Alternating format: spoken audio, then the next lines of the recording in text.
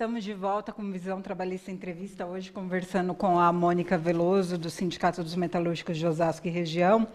Mônica, no último bloco a gente falava justamente do papel precarizante que tem a terceirização. E aí o link disso com o aumento do desemprego e ao mesmo tempo essa massa que a gente tem de pessoas que acabam pressionando o mercado de trabalho e servindo como argumento para que o governo coloque esse tipo de medida para a gente, né? Qual que é a estratégia que aparece em todas essas mudanças que estão sendo colocadas agora? Bom, no meu entendimento e do que eu tenho ouvido e lido, para mim é um processo meio que de enxugamento, sabe? Mas extremamente contraditório e, para mim, muito pouco estratégico. Porque quando a gente faz uma visão simplista, só econômica, eu falo assim, bom, eu estou economizando, eu vou trabalhar com menos pessoas, eu vou ter menos custo de recursos humanos, de infraestrutura, mas eu acho que tem um contraponto aí que não está sendo levado em consideração, Cris, que tem a ver com aquilo que é a excelência, a qualidade, né? Nós estamos falando... Qual vai ser o produto nacional? Qual é o produto? Quem vai deter o conhecimento tecnológico? Ele permanece com a empresa ou é com um terceiro? Né? Que condições esse terceiro vai garantir para que esse produto, de fato, não só tenha todas as condições técnicas e tecnológicas necessárias, né? E quando a gente está falando disso, nós temos que lembrar que no comércio globalizado e internacional existem normas também hoje, né? Você tem ISOs que precisam estar ali, certificações para que os produtos tenham a condição de competitividade no mercado, né? Então, a gente vai virar o quê? Uma Ásia, é isso? Né? É essa o modelo de competitividade que o Brasil quer fazer? Né? De produto barato e ruim. Sim, né? Mas isso também tem um pouco de diálogo com a própria questão da desindustrialização. Exatamente. Que tipo de país você quer? Qual que é o tipo de economia, de desenvolvimento? Qual que é a matriz? Não há condições de você pensar um país em que você enxuga e tem um olhar, de novo, que é economicista, né? Que é o estado mínimo, né? Onde as pessoas têm o menos possível, elas estão elas por si, né? E o Estado, então, está à parte disso, ele não se responsabiliza para aquilo que é o próprio papel, né, de essência dele, que é o bem-estar social, né? E deixa as coisas serem reguladas única e exclusivamente por mercado.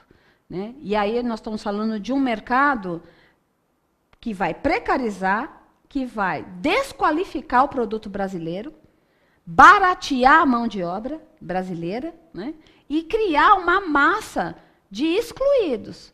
Porque esse modelo né, que a gente está falando não vai fazer com que esses 12 milhões, quase 13 milhões de desempregados que nós já temos hoje, voltem na sua totalidade para o mercado de trabalho.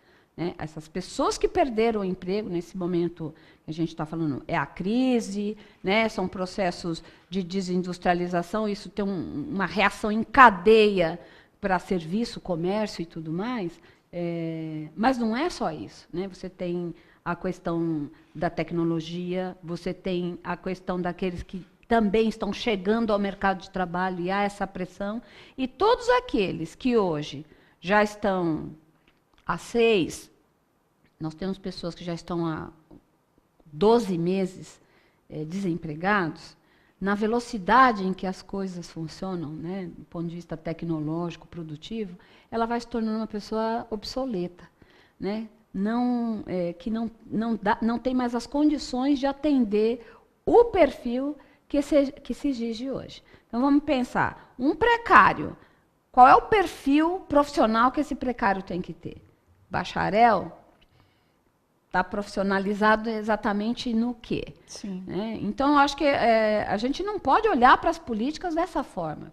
Pensar o crescimento econômico passa necessariamente em discutir uma política industrial forte, né, que pense o mercado nacional, que abra crédito e que, de fato, também dê as condições para que as pessoas possam ascender, ingressar e ascender dentro do mercado de trabalho. A gente está dialogando, mas do ponto de vista do nosso lugar social, que é o lugar do trabalhador. Sim. Mas não será esse o próprio plano da nossa elite empresarial, que é aumentar as condições de exploração?